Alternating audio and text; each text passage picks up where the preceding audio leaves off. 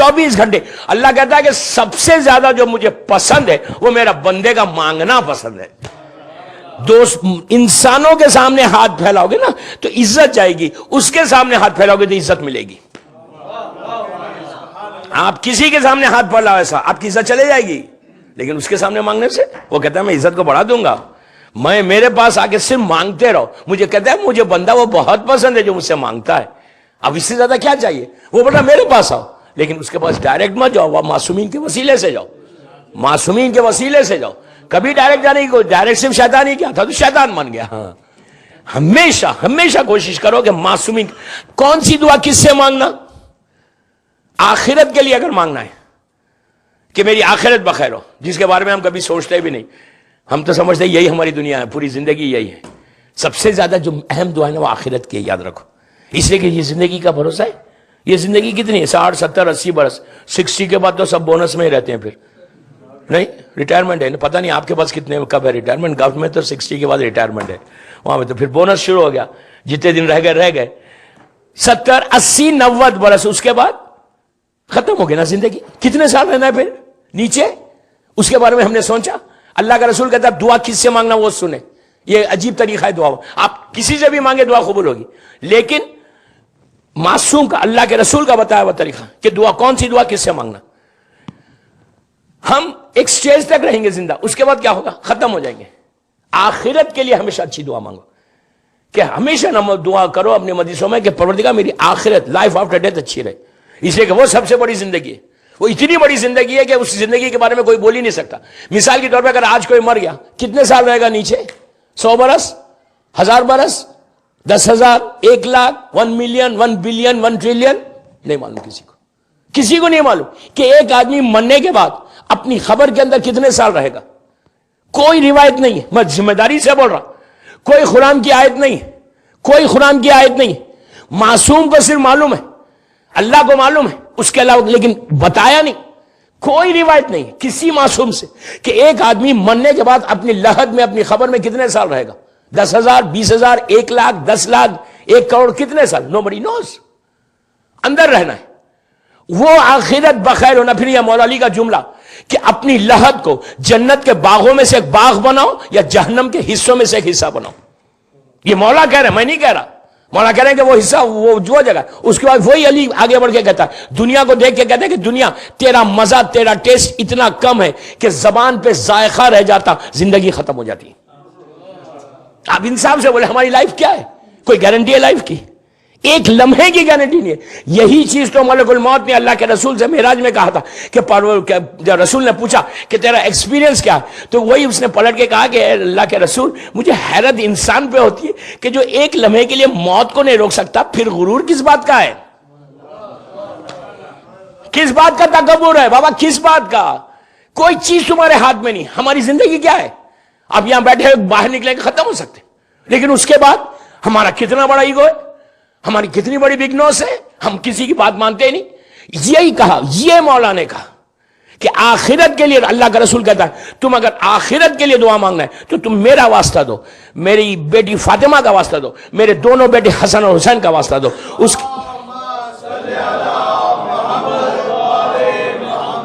اس کے بعد کہا کہ اگر تم ظلم اگر تمہارے اوپر کوئی کر رہا ہے تو اس کا ظلم سے بچنا چاہتے ہو, کوئی تمہارا باس, کوئی حاکم, کوئی بھی ظلم کر رہا ہے, ظلم سے بچنا ہے تو تم میرے بھائی علی کا واسطہ دینا. تو راوی نے کہا کہ یا رسول اللہ علی کے اوپر خود اتنا ظلم ہوا؟ انہوں نے کچھ نہیں کہا, تو کہا وہ میرے اور علی کے درمیان معاہدہ تھا, ورنہ دنیا دیکھتی کہ علی اپنے ظالم سے کیسا بدلہ لیتا.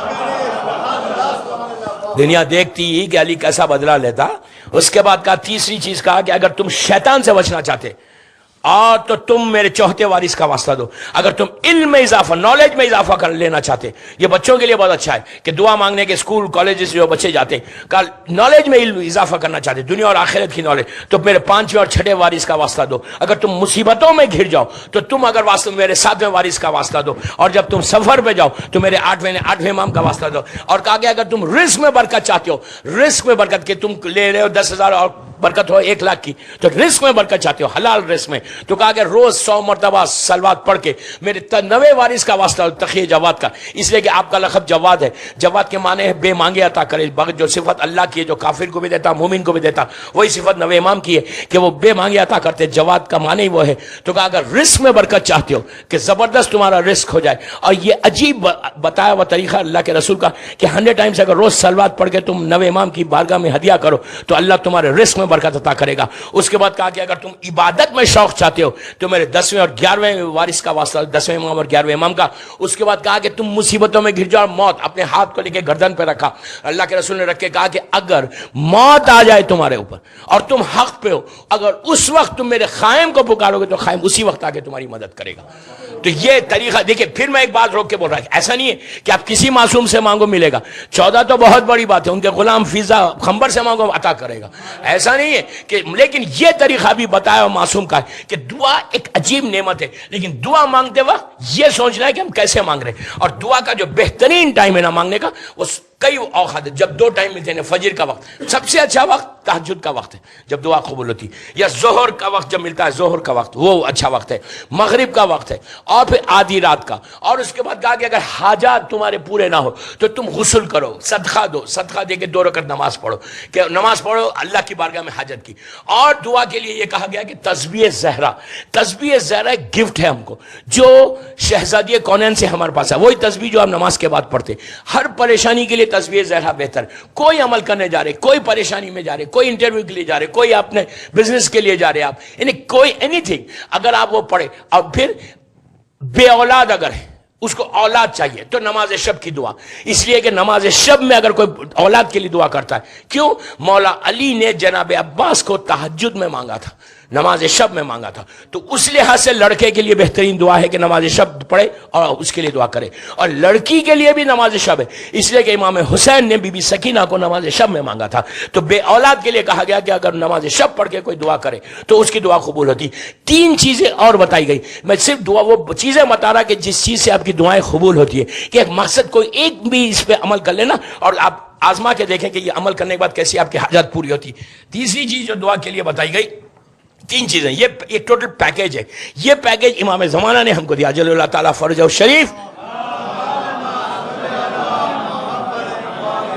یہ زمانے کے امام کا بتایا ہوا طریقہ، اور یہ عجیب طریقہ ہے. امام کہتا ہے کہ اگر کوئی شخص مصیبت میں آ جائے، پریشانی، وہ شخص جس شخص کو آگے بتایا تھا وہ اس کے سامنے موت تھی بالکل، صبح ہوتی اس کو موت آ جاتی، قتل کر دیا جاتا. تو اس کے لیے کہا کہ یہ طریقہ تہجد صلاۃ اللیل کا 3 دفعہ کا، صلاۃ اللیل صلاۃ اللیل صلاۃ اللیل. عجیب دوستو، یہ عجیب نماز ہے. آپ 11 رکعت نہیں پڑھ سکتے، مت پڑھو. ہر نماز وقت پہ پڑھنے کا اجر ہے. یہ جتنا لیٹ پڑھیں گے اس کا اجر زیادہ ہے. آپ رات میں 10 بجے سو رہے، پڑھ کے سو جاؤ. 9 بجے سو رہے ہیں، بستر پہ جا رہے ہیں، 9 بجے پڑھ کے سو جاؤ، کوئی حرج نہیں ہے. 11 رکعت نہیں پڑھ سکتے، 3 رکعت پڑھو، 2 رکعت شفا، 1 رکعت وتر. بٹ ایکسٹراڈنری نماز شب پڑھنے والا کبھی ایسا نہیں رہتا، ہمیشہ کبھی نہیں رہے گا. رزق کے پیچھے نہیں چلے گا، رزق کے آگے چلے گا. رزق اس کے پیچھے چلتا ہے. تہجد پڑھنے والا تہجد. اور ایک بات میں روک کے بولوں میں آپ کو، ہم تو ایام محرم میں ہے نا، ایام اعزاں ہیں.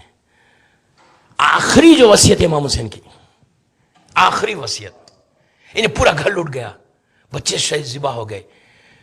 چوتھے امام کے پاس آ کے سلام بھیج دیا، بہن سے رخصت ہو گئے، بالکل خیمے کے دروازے کے پاس پہنچے، بہن کو سینے سے لگایا، شہزادی کو ماتھا چوما. شہزادی رو رہی تھی. وصیتیں کر کے آخری وصیت کیا کی؟ بہن مجھے تہجد میں نہیں بھولنا.